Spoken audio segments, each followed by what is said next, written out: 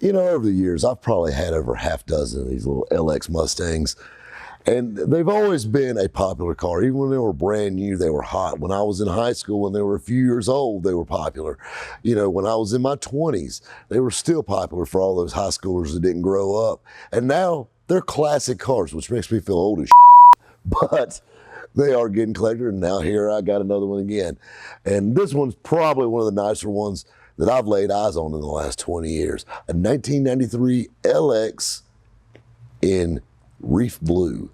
Reef Blue is a kind of odd color. You know, of the 24,000 they made in 1993, they only made 1,100 of these. It sounds like a lot, but really in the grand scheme of things, it really isn't. 505 speed, of course, like I said, it's a trunk car, which has always been popular with the drag race guys. They're a little bit lighter than the hatches and the GTs.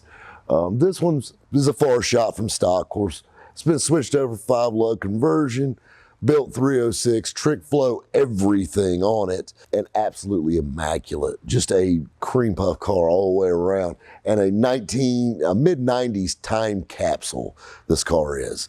And that's what I love about these cars. And every time I look at one, it's so funny. The characteristics, you know, the colors change, and you know, the interior colors change, and wheels change, and things like that. But these cars they're different, but they're all the same. You know, they all drive about the same. This car, of course, got a 3.5s on the front. You don't want to be running 50 mile an hour and decide you want to make a turn real quick, because it's not going to do it. I've had several with the drag lights and the drag stars on them. You know, wheel hop with these things are notorious, and there are just so many little things about them. I mean, I'll be honest with you. I think the kids coming up, you know, like everybody's thinking about LS motors and everything, that everybody's going to think that every old car had an LS in it. Hell, you look at these Mustangs, everybody's going to think everyone came with a 5-inch monster tack in it, because that's the first thing you did. You took a perfect dash and you drilled 3 damn holes in the side of it to mount your monster tack. Whether it's white or black, either way, you had your 5-inch monster tack. I mean, damn near thought it was a Ford accessory, which I never really understood why we needed all that tack. The cars came factory with a tack that was this big, and we put one right beside it that's this big. But I did the same thing. I'm guilty of it. I've helped my friends install them over the years. And, you know, and that things like that tickle me. And it reminds me of one LX that really sticks out in my mind. I bought it in my mid-20s, bought it off a buddy of mine. The car was built way too hot for the street. Typical guy building a little street strip car, ended up being more strip than street. I guess the lingo today would be street legal-ish. You know, this is back before Mexico and 1320 and all of this stuff. This is back cruising the strip, real style. This is back before Mustangs started running over crowds and stuff. This is back when Mustangs did regular crazy stuff, not killing people. I bought this red LX hatch. It was actually a 93 LX, and it was vermilion red. Started live as a 505 speed LX hatch. Just a nice, clean car. The guy bought it and actually knew the guy that owned the car previously. Chrome ponies, you know, the whole setup. And of course, he knocks it in the head, pulls the motor out of it, lightweights it, takes everything out the car doesn't need. And when I said he took everything out, he took the damn heater core out of this thing. He took everything out of it. All the air conditioning stuff, all the inner fenders, everything out of it. I mean, literally, you open the hood and it was just a motor, period, in there. Like that was it. You know, no plastic cladding, no nothing. They even took the damn insulation out from under the carpet and put the carpet back in it. They took the factory radio out and made these little fancy aluminum plates.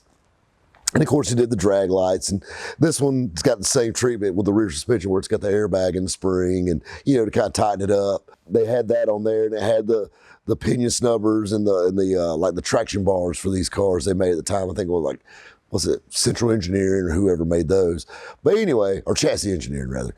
You know, it had all the little pony suspension parts, and of course it had the subframe connectors, and these were welded in, so we were serious. But anyway, this car, you know, and they built a really hot little small block. You know, they built a nitrous motor. This thing had 2 stages of nitrous on it, and he built the car, and the was fast. The car would move. At the time, it was one of the fastest Fox body Mustangs around here. The car got quite a rep. And the guy that owned it, I know I'm gonna get a lot of flack from this, and probably from the owner, because he watches these videos.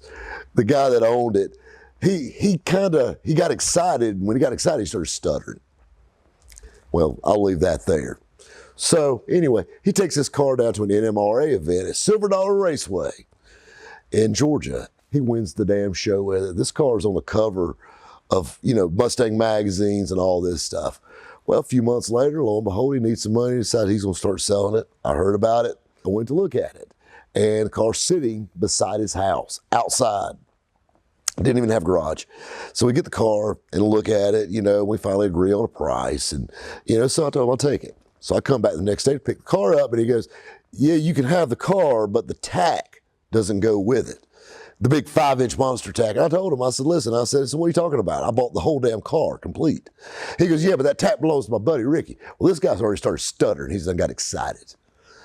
And, and I said, listen, you need to spit if you're talking to me. I don't know who Ricky is, and come to find out Ricky ends up being a really good friend of mine later on in life, but that's a story for another time. So anyway, we're over here arguing about Ricky's tack, or at the time, Ricky's tack. Anyway, he got all excited. And I told him, I said, listen, your buddy Ricky just lost his tack. I'm just sorry. You should have took it out of the car before you told me you were selling it. I take the car. We get to the shop, and the car's got slicks on the back of it. I put it on a rollback and brought it to the shop. And, we get to the shop, and this thing, as you crank it up, and this so much rattles the ground. It's got a C4 in it, 3800 stall, loose stall converter. Totally just great for the street. 410 gear.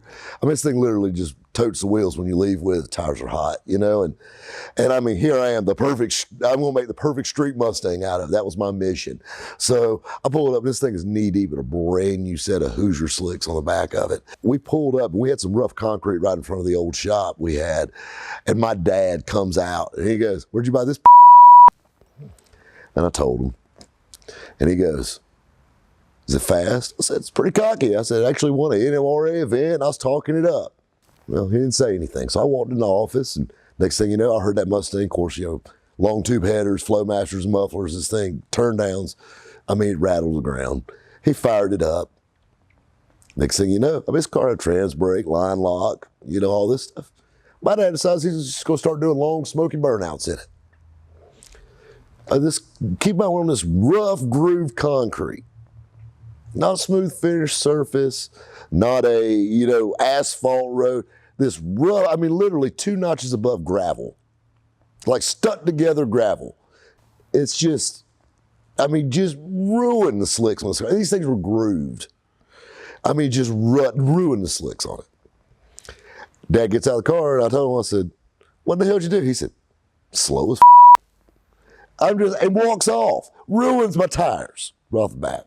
Well, I put a set of street strip tires on it, some DOT slicks on it, and we changed a few other little things with it to kind of make it somewhat streetcar friendly. It didn't even have a wiper motor on it. Literally, it had wiper arms, and the transmissions and the linkage was there. But they took the wiper motor off for weight reasons, like everything, every insulation, everything. So I decided I'm going to try to street this car. We finally got all the lights working right on. This car hadn't been on the street in a while. Got all the lights working, got the brake lights where they work and all this stuff. And here I am driving this thing around. And this car was really still a little too hot for the street. You got a manual shift, reverse valve body, C4, and the shifter was moved back into the ashtray. It had all these cool aluminum, and it had more switches than a damn space shuttle in it, and you had to flip all these switches for the electric fuel pump and electric fans and whatnot. And, but of course, it had power windows, because race car. And we were driving this thing around. Bright red. Stuck out like a turtle in a punch bowl, had a big aluminum wing on the back. And, the car was overkill. And it would fly. The car, if you were man enough to launch it on the street, it'd take you for a ride.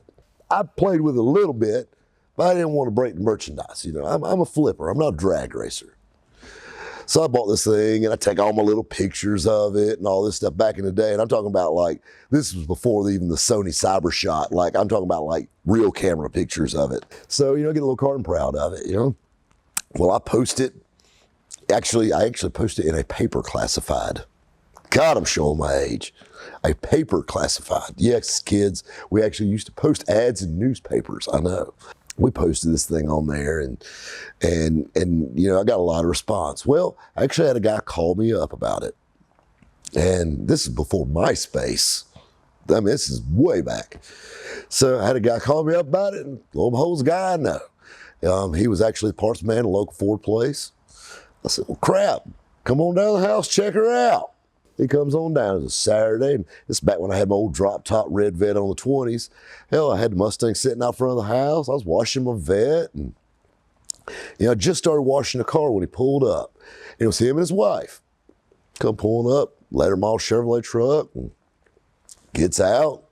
He goes, that's a good looking Mustang. Fired it up for him, it sounds good. He goes, you mind if I drive it? Well, I kind of knew the guy, sure, Kind of explained to him a few things, this is the fuel pump, this is the fans, and it's got a real loose converter in it, and yeah, I know fast cars.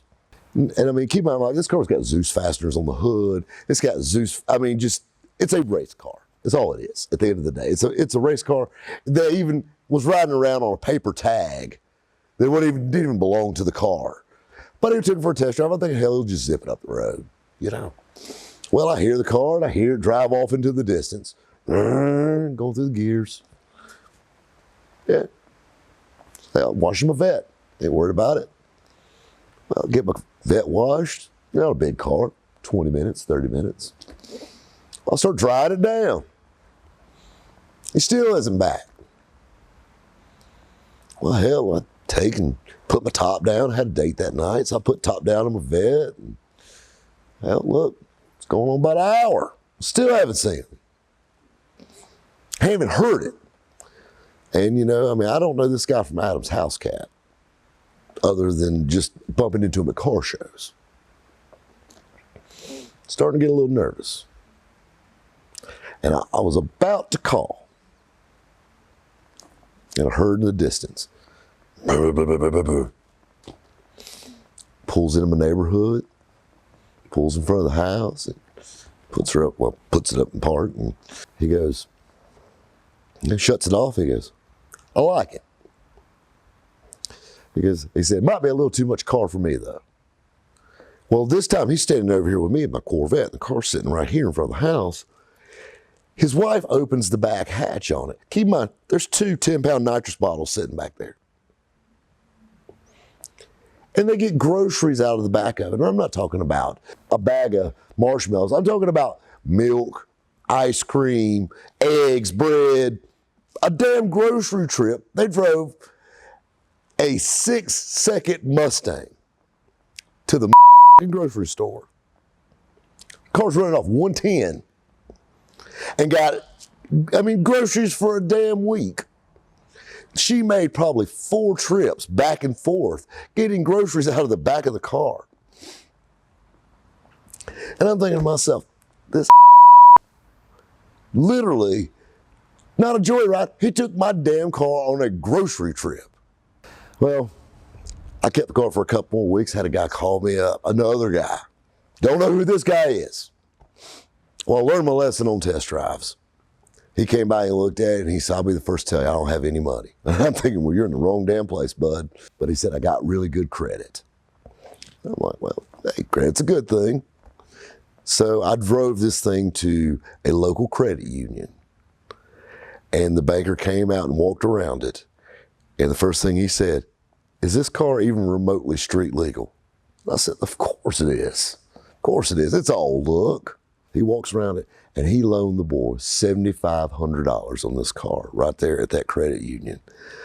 The guy that bought it had a little Mitsubishi Mighty Max truck, kind of like the Meth Bus Mini, but it wasn't lowered, and that was his daily.